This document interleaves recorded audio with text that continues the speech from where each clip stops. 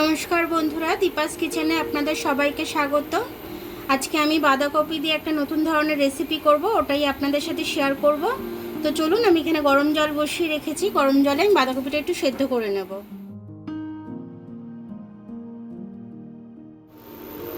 একটু নুন দিয়ে দিলাম, একটু হলুদ দিয়ে দিচ্ছি আমি।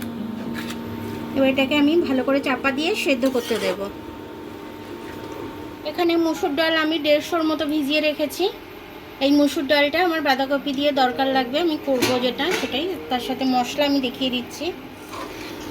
আর একটু সেদ্ধ হতে দেবো বাঁধাকপিটা, আমি সেদ্ধ হয়নি এখনো। লঙ্কাটা, আদাটা আর রসুনটা আর পেঁয়াজটা পেস্ট করে নেব আমি, তারপরে মুসুর ডালটা পেস্ট করে নেব। জল দেব না, পেঁয়াজের জলে দিয়েই হয়ে যাবে। পেঁয়াজটাও যেহেতু একসাথে পেস্ট করছি।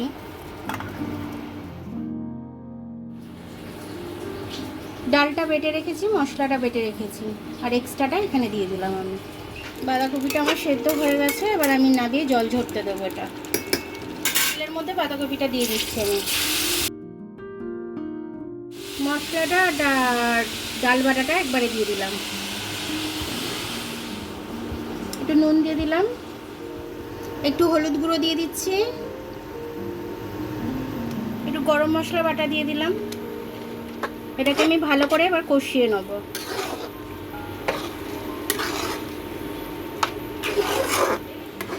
দেখুন, এটা আমার হয়ে গেছে কষা। ডালটা দিয়ে দিয়েছি, সব কিছু দিয়ে একবারে কষে নিয়েছি। এবার আমি থালার মধ্যে এটা জমাতে দেব। আমি তেল গ্রিস করে নিয়েছি অফ ক্যামেরায়।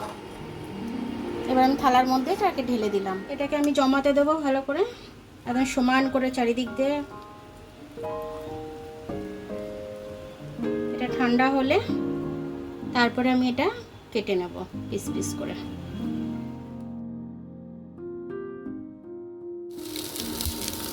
এটা ভেজে নেব আমি।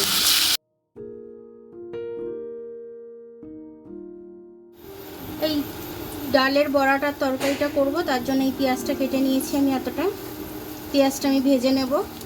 আর এই যে মশলা, রসুন, আদা, লঙ্কা, এটা পেস্ট করে নেব আমি। দিয়ে দিলাম, তাতেই সফট হয়ে যাবে পেঁয়াজগুলো।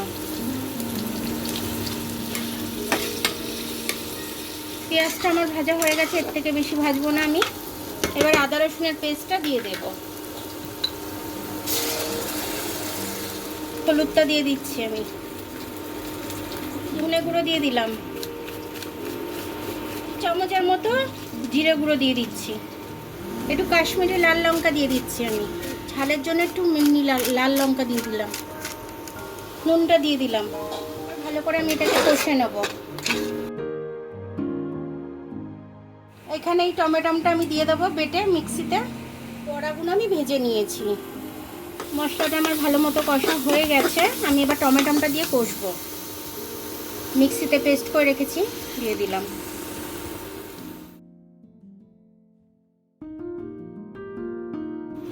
টমেটো দিয়ে কষে নিয়েছি, এবার আমি জলটা দিয়ে দেবো। জলটা আমি গরম করে রেখেছিলাম, ওটাই দিয়ে দিচ্ছি। 3 চামচের মতো চিনি দিয়ে দিলাম। একটু গরম মশলা দিয়ে দেবো।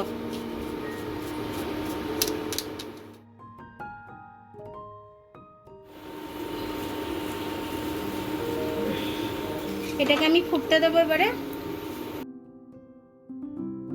হয়ে গেলে দেখাচ্ছি। তরকারিটা হয়ে গেছে, আমি নামিয়ে নেব।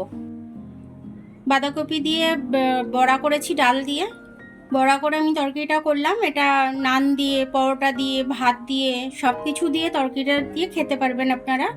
তো আমার ভিডিওটা দেখার জন্য অনেক অনেক ধন্যবাদ। আমার ভিডিওটা যদি আপনাদের পছন্দ হয়, লাইক, সাবস্ক্রাইব, বেল আইকনটা একটু টিপে দেবেন।